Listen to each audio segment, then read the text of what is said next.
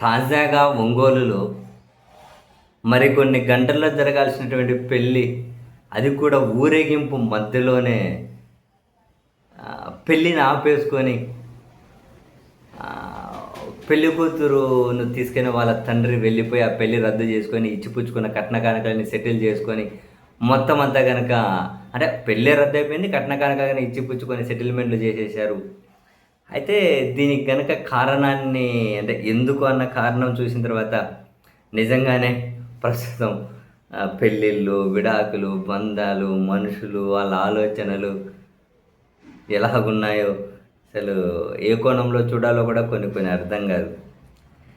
మార్కాపురం జిల్లా రాచర్ల మండలం చిన్నగానేపల్లికి చెందిన యువకుడికి, ఖమ్మం మండలం తురిమెల్లకి చెందిన యువతితో వివాహం నిశ్చయమైందట. ఆదివారం ఉదయం వివాహానికి ముహూర్తం ఫిక్స్ కూడా చేశారట. బై డిఫాల్ట్‌గా ఒకరోజు ముందుగానే వెళ్తారు కదా! అంటే వధువు వాళ్ళు వీళ్ళు వాళ్ళ ఇంటి దగ్గర పోయి అంటే కార్యక్రమాలు ఉంటాయి కదా!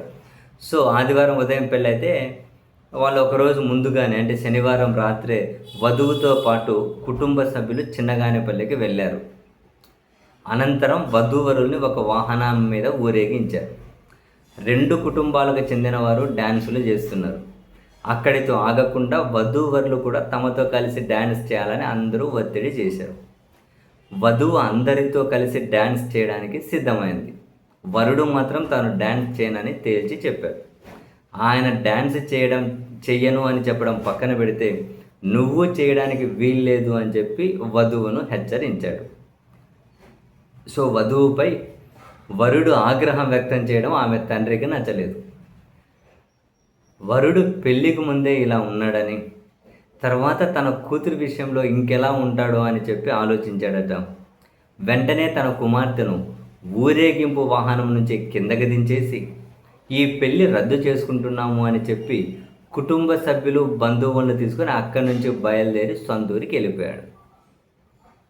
వివాహం ఆగిపోవడంతో ఇరు కుటుంబాలు ఇచ్చిపుచ్చుకున్న కట్న కానుకలకు సంబంధించిన లావాదేవీలను సెటిల్ చేసుకున్నారు. అయితే ఇప్పటికే భారీగా మేము డబ్బులు ఖర్చు పెట్టాము అని చెప్పి వరుడి కుటుంబం ఆవేదన వ్యక్తం చేస్తూ ఉందట. మొత్తానికి చిన్న కారణానికి వివాహం ఆగిపోవడం మీద ఆ 2 ఊర్లలో, ఆ చుట్టుపక్కల గ్రామాల్లో కూడా పెద్ద ఎత్తున చర్చ జరుగుతుందట. సరే, బేసిక్గా ఇప్పుడు బంధాలు కూడా ఇలాగే ఉన్నాయి.